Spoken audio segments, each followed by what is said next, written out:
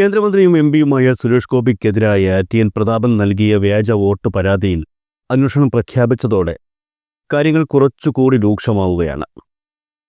ആ പരാതിയിൽ പറഞ്ഞിരിക്കുന്ന കാര്യങ്ങൾ ചെറിയ കാര്യങ്ങളല്ല. കോൺഗ്രസ് നേതാവ് ടി.എൻ. പ്രതാപന്റെ പരാതിയിൽ തൃശൂർ ACP അന്വേഷണം നടത്തും. വിഷയത്തിൽ നിയമോപദേശം അടക്കം തേടുമെന്നും Thrissur city police commissioner R. Ilango വ്യക്തമാക്കി. സുരേഷ് ഗോപിയുടെ സഹോദരൻ സുരേഷ് ഗോപിക്ക് വേണ്ടി വോട്ട് ചെയ്യാൻ തൃശൂരിലെ മണ്ഡലത്തിൽ വോട്ട് ചേർത്തതാണ് ഇപ്പോൾ പ്രശ്നമായിരിക്കുന്നത്. സുരേഷ് ഗോപിയുടെ സഹോദരനുള്ളത് ഇരട്ട വോട്ടാണെന്നും ഇത് നിയമവിരുദ്ധവും ഭരണഘടനാ വിരുദ്ധവുമാണെന്നും ടി.എൻ. പ്രതാപൻ നൽകിയ പരാതിയിൽ ചൂണ്ടിക്കാട്ടുന്നു. പരാതിയിൽ പറയുന്ന മറ്റു ചില പ്രധാനപ്പെട്ട കാര്യങ്ങളുണ്ട്. ക്രിമിനൽ ഗൂഢാലോചന പ്രകാരമുള്ള കുറ്റമാണ് ഇരട്ട വോട്ട്. അത്തരമൊരു ഗൂഢാലോചനയ്ക്ക് നേതൃത്വം കൊടുത്തയാളാണ് സുരേഷ് ഗോപി. ഗൂഢാലോചനയിൽ സംഘപരിവാറിന്റെ ആളുകളെയും കുടുംബാംഗങ്ങളെയും സുരേഷ് ഗോപി ഉൾപ്പെടുത്തിയെന്നും ടി.എൻ. പ്രതാപൻ നൽകിയ പരാതിയിൽ വ്യക്തമാക്കുന്നു. ഇരട്ട വോട്ടുകൾ ഉൾപ്പെടെയുള്ള ക്രമക്കേടുകൾക്കെതിരെ കോടതിയിലും ഇലക്ഷൻ കമ്മീഷനിലും നിയമ നടപടികളുമായി മുന്നോട്ട് പോകുമെന്നും പ്രതാപൻ കൂട്ടിച്ചേർത്തു. കഴിഞ്ഞ ലോക്സഭാ തെരഞ്ഞെടുപ്പിൽ തൃശൂർ പാർലമെന്റ് മണ്ഡലത്തിൽ BJP കൃത്രിമം കാണിച്ചു എന്ന പരാതി പുതിയതല്ല. ഇലക്ഷൻ കാലത്ത് തന്നെ ഈ വിഷയം ഞാനടക്കമുള്ള കോൺഗ്രസ് പ്രവർത്തകർ ഉന്നയിച്ചിരുന്നതാണ്. മണ്ഡലത്തിന് പുറത്തുള്ളവരെ ഇവിടെ കൊണ്ടുവന്ന് ചില വാടക വീടുകളുടെയും ഫ്ളാറ്റുകളുടെയും വിലാസത്തിൽ വോട്ട് ചേർത്ത് വ്യാപകമായ തെരഞ്ഞെടുപ്പ് അട്ടിമറിക്ക് BJP ശ്രമിക്കുന്നു എന്ന പരാതി രേഖാമൂലം അന്നത്തെ ഭരണാധികാരിക്ക് നൽകിയതാണെന്നും ടി.എൻ. പ്രതാപൻ പറഞ്ഞു. പോളിംഗിന്റെ തലേന്ന് ഇതുമായി ബന്ധപ്പെട്ട് അന്നത്തെ ജില്ലാ കോൺഗ്രസ് പ്രസിഡന്റിന്റെയും മറ്റ് UDF നേതാക്കളുടെയും കൂടെ മാധ്യമങ്ങളെ കാണുകയും പരാതി നൽകിയ വിഷയങ്ങൾ വിശദീകരിക്കുകയും ചെയ്തിരുന്നു. രാജ്യവ്യാപകമായി BJP നടത്തിയ തെരഞ്ഞെടുപ്പ് ക്രമക്കേടുകൾ സംബന്ധിച്ച വസ്തുതകൾ കഴിഞ്ഞ ദിവസം രാഹുൽ ഗാന്ധി പുറത്തു കൊണ്ടുവന്നതോടെയാണ് തൃശൂരിലെ ക്രമക്കേടുകൾ വീണ്ടും ശ്രദ്ധയിൽപ്പെടുന്നത്. എങ്ങനെയായാലും തൃശൂരിൽ BJP നടത്തിയ ക്രമക്കേടുകൾ അന്വേഷണത്തിന് വിധേയമാക്കണമെന്നും അദ്ദേഹം വ്യക്തമാക്കി. അതായത് ഇത് ചെറിയ തോതിൽ BJP നടത്തിയ തെരഞ്ഞെടുപ്പ് അട്ടിമറി ശ്രമമല്ലെന്നും വളരെ ആസൂത്രിതമായി ഗൂഢാലോചന നടത്തി സർക്കാർ സംവിധാനങ്ങൾ ഉപയോഗപ്പെടുത്തി നിയമങ്ങളുടെ പഴുതുകൾ ദുരുപയോഗം ചെയ്തും നിയമങ്ങളെ വെല്ലുവിളിച്ചും ജനഹിതത്തെ കൊഞ്ഞനം കുത്തിയും നടത്തിയ ഗൗരവകരമായ വലിയ അട്ടിമറിയാണെന്നുമാണ് പ്രതാപൻ പറയുന്നത്. ടി.എൻ. പ്രതാപൻ പരാതി നൽകിയത് സംബന്ധിച്ച് സുരേഷ് ഗോപി എന്തെങ്കിലും പ്രതികരിച്ചോ എന്ന് ചോദിച്ചാൽ ഒന്നും പ്രതികരിച്ചിട്ടില്ല. ഇന്ന് രാവിലെ തൃശൂരിലെത്തിയ കേന്ദ്രമന്ത്രി സുരേഷ് ഗോപി വോട്ട് ക്രമക്കേടിനെക്കുറിച്ചുള്ള മാധ്യമങ്ങളുടെ ചോദ്യങ്ങളോട് പ്രതികരിച്ചില്ല. രാവിലെ തിരുവനന്തപുരത്തെത്തിയ സുരേഷ് ഗോപി വന്ദേ ഭാരതിലാണ് തൃശൂർ മണ്ഡലത്തിലെത്തിയത്. റെയിൽവേ സ്റ്റേഷനിൽ വച്ച് മാധ്യമങ്ങളുടെ ചോദ്യങ്ങൾക്ക് ഒരക്ഷരം പോലും മിണ്ടാതെ കനത്ത പോലീസ് സുരക്ഷയിലാണ് അദ്ദേഹം പുറത്തേക്ക് പോയത്. ഒരു മാസത്തിന് ശേഷമാണ് സുരേഷ് ഗോപി തൃശൂരിലെത്തിയത്. BJP പ്രവർത്തകർ മുദ്രാവാക്യം വിളികളോടെയാണ് അദ്ദേഹത്തെ സ്വീകരിച്ചത്. തൃശൂരിൻ്റെ പ്രിയപുത്ര സുരേഷ് ഗോപി നയിക്കട്ടെ, ജയ് ജയ് BJP, ജയ് ജയ് ഭാരത് മാത, ധീര ധീര നേതാവെ ധീരതയോടെ നയിച്ചോളൂ, ലക്ഷം ലക്ഷം പിന്നാലെ എന്നിങ്ങനെയുള്ള മുദ്രാവാക്യങ്ങൾ വിളിച്ചാണ് BJP പ്രവർത്തകർ സുരേഷ് ഗോപിയെ സ്വീകരിച്ചത്. ഛത്തീസ്ഗഡിലെ കന്യാസ്ത്രീകളുടെ അറസ്റ്റ്, വോട്ടർ പട്ടികയിലെ ക്രമക്കേട് എന്നീ ആരോപണങ്ങളിൽ ഇതുവരെ പ്രതികരിക്കാൻ സുരേഷ് ഗോപി തയ്യാറായിട്ടില്ല എന്നുള്ളത് പല സംശയങ്ങളും ഉയർത്തുന്നുണ്ട്. ഈ കഴിഞ്ഞ ദിവസം CPM ജില്ലാ കമ്മിറ്റി ഓഫീസിലേക്ക് മാർച്ച് നടത്തുന്നതിനിടയിൽ സംഘർഷത്തിൽപ്പെട്ട് അശ്വിനി ആശുപത്രിയിൽ ചികിത്സയിൽ കഴിയുന്ന പാർട്ടി പ്രവർത്തകരെ കാണാനെത്തിയ സുരേഷ് ഗോപിക്ക് പിറകെ മാധ്യമങ്ങളും ഉണ്ടായിരുന്നു. മാധ്യമങ്ങളുടെ നിരന്തരമായ ചോദ്യങ്ങൾക്ക് അദ്ദേഹം 3 വാക്കിൽ പ്രതികരണം ഒതുക്കി. മൗനം എന്താണെന്ന മാധ്യമങ്ങളുടെ ചോദ്യത്തിന് ഇത്രത്തോളം സഹായിച്ചതിന് നന്ദി എന്ന് മാത്രമായിരുന്നു പ്രതികരണം. തൃശൂർ സിറ്റി പോലീസ് ഓഫീസിലേക്ക് BJP പ്രതിഷേധ ജാഥ നടത്തുന്നുണ്ട്. ഇതിൽ സുരേഷ് ഗോപി പങ്കെടുത്തേക്കുമെന്നാണ് സൂചനകൾ. സത്യം പറഞ്ഞാൽ രാഹുൽ ഗാന്ധി ഡൽഹിയിൽ കൊളുത്ത തീ ആളിപ്പടർന്നത് കേരളത്തിലാണ്. എന്ന് പറഞ്ഞാൽ കേരളത്തിലെ തൃശൂർ ലോക്സഭാ മണ്ഡലത്തിൽ. വോട്ടർ പട്ടിക വിവാദം ദേശീയ തലത്തിൽ ഉയർന്നു വന്നതോടെ തൃശൂർ ജില്ലയിൽ കൂട്ടിച്ചേർത്ത സുരേഷ് ഗോപിയുടെ ബന്ധുക്കളുടെ വോട്ടുകളും അതുപോലെ ഉടമസ്ഥൻ പോലും അറിയാതെ ഒരു വീട്ടുപേരിൽ ചേർത്ത വോട്ടുകളും ഒക്കെ പൊങ്ങി വരികയായിരുന്നു. ഒരവസരം കിട്ടാൻ വേണ്ടി കാത്തിരുന്ന ഇടതുപക്ഷവും കോൺഗ്രസും ഈ പ്രശ്നം ഏറ്റുപിടിക്കുകയും ചെയ്തു. കന്യാസ്ത്രീ വിഷയത്തിൽ തന്നെ സുരേഷ് ഗോപി ആകെ പ്രതിരോധത്തിലാണ്.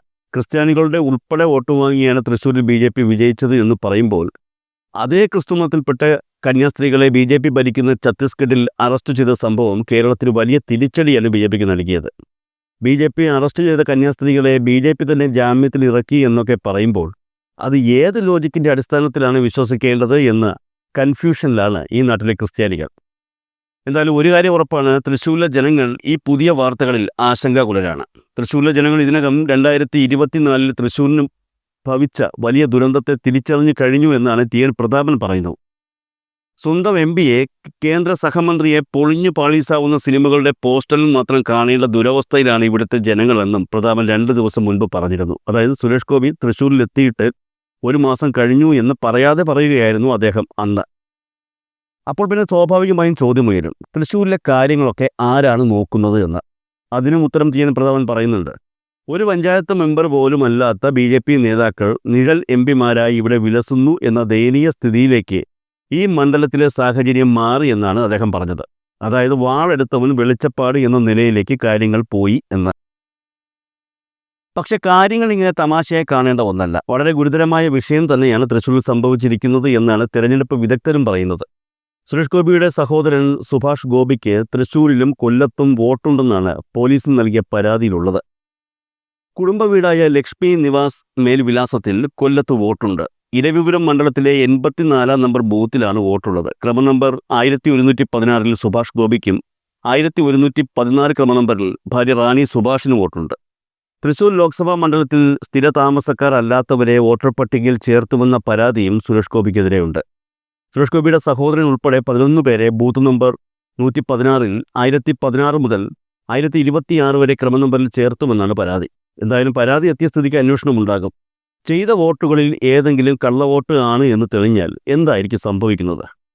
നിയമപ്രകാരം കള്ളവോട്ട് സ്ഥിരീകരിച്ചാൽ വോട്ടെടുപ്പ് റദ്ദാക്കി ആ ബൂത്തിൽ റീപോളിംഗ് നടത്താൻ തെരഞ്ഞെടുപ്പ് കമ്മീഷന് തീരുമാനിക്കാം. ഈ ആശങ്ക ഇന്ന് തൃശ്ശൂരിൽ വന്ന് സുരേഷ് ഗോപിയുടെ മുഖത്തും കാണാനുണ്ടായിരുന്നു.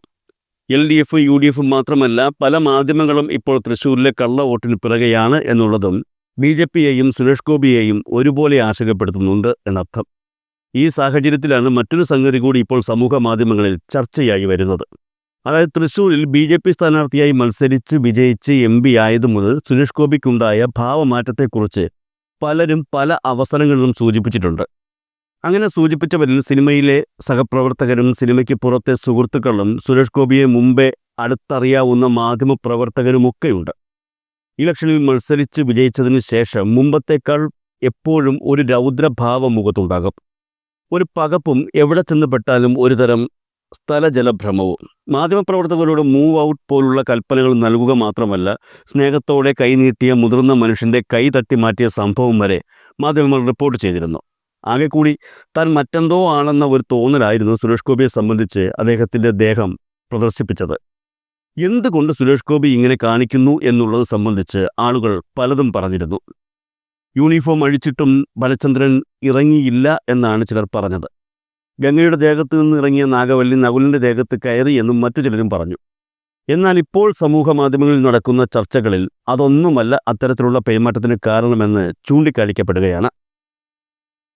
തൃശ്ശൂരിലെ ജയം ഒപ്പിച്ചെടുത്തതാണ് എന്ന് ഇപ്പോഴത്തെ മാധ്യമ വാർത്തകൾ കാണുമ്പോൾ നമുക്ക് തോന്നുന്നുണ്ട്.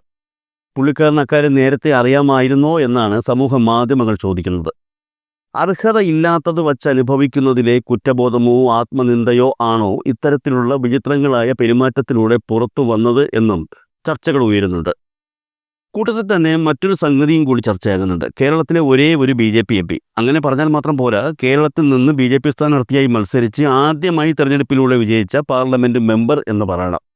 അങ്ങനെയുള്ള ഒരാൾക്ക് BJP നയിക്കുന്ന സർക്കാരാണ് കേന്ദ്രത്തിൽ അധികാരത്തിൽ വരുന്നതെങ്കിൽ ഒരു ക്യാബിനറ്റ് റാങ്ക് പദവിയോടെ മന്ത്രിസ്ഥാനത്തിന് അർഹതയുണ്ട്. അത് ഉറപ്പാണ്. കാരണം കാത്തിരുന്നൊരു MPയെ ആ നാട്ടുകാർ BJPക്ക് നൽകിയിരിക്കുകയാണ്. അപ്പോൾ ആ നാട്ടുകാരോട് സ്നേഹം പ്രകടിപ്പിക്കുക എന്നുള്ളത് BJPയുടെ കടമയാണ്. ഒരു സഹമന്ത്രിസ്ഥാനം കൊണ്ട് മാത്രം അതിന് പകരമാവില്ല. ഒരു ക്യാബിനറ്റ് മന്ത്രിസ്ഥാനം തന്നെ തൃശ്ശൂരിൽ നിന്ന് BJP സ്ഥാനാർത്ഥിയായി വിജയിച്ച സുരേഷ് ഗോപിക്ക് മോദി സർക്കാർ നൽകണമായിരുന്നു. എന്തുകൊണ്ട് അത് ഉണ്ടായില്ല? അതിനെക്കുറിച്ചാണ് സമൂഹ മാധ്യമങ്ങളിൽ ഇപ്പോൾ ചർച്ചകൾ നടക്കുന്നത്. സുരേഷ് ഗോപിയുടെ തൃശ്ശൂരിലെ വിജയം സംബന്ധിച്ച് എന്തെങ്കിലും പ്രശ്നമുണ്ടോ? അല്ല, ഞാൻ ചോദിച്ചത് അങ്ങനെയാണോ ഡൽഹിയിലെ നേതാക്കൾ കരുതുന്നത് എന്നാണ്. അതല്ലെങ്കിൽ പിന്നെ എന്തുകൊണ്ടാണ് പുള്ളി ഇത്തരത്തിൽ തഴഞ്ഞത്? സുരേഷ് ഗോപി തന്നെ വോട്ടെണ്ണലിന് മുൻപ് പലതവണ ക്യാബിനറ്റ് റാങ്കും ആജ്ഞാനുവർത്തികളായി സഹമന്ത്രിമാരുടെ പടയുമൊക്കെ പ്രതീക്ഷിച്ച മനുഷ്യനാണ്. എന്നാൽ മന്ത്രിസ്ഥാനങ്ങൾ പ്രഖ്യാപിച്ചപ്പോൾ സുരേഷ് ഗോപിക്ക് ലഭിച്ചത് വെറും സഹമന്ത്രിസ്ഥാനം മാത്രമാണ്. അന്ന് പറഞ്ഞത്, എനിക്ക് സിനിമകളിലൊക്കെ അഭിനയിക്കണമെന്നും ഏകദേശം 21ഓളം സിനിമകളിൽ താൻ അഭിനയിക്കാൻ പോവുകയാണെന്നും അതുകൊണ്ട് ക്യാബിനറ്റ് മന്ത്രിസ്ഥാനവും വഹിച്ചുകൊണ്ടു പോകാൻ കഴിയില്ലെന്നുമൊക്കെയാണ്. ഇതെല്ലാം പറഞ്ഞത് ക്യാബിനറ്റ് റാങ്ക് പദവിയുള്ള മന്ത്രിസ്ഥാനം ലഭിക്കില്ല എന്ന് ഉറപ്പാക്കിയ ശേഷമാണ്. ഇത് പറയുമ്പോൾ പിന്നെ ആരും ചോദിക്കില്ലല്ലോ എന്തുകൊണ്ട് താങ്കൾക്ക് ക്യാബിനറ്റ് മന്ത്രിസ്ഥാനം കിട്ടിയില്ല എന്ന്.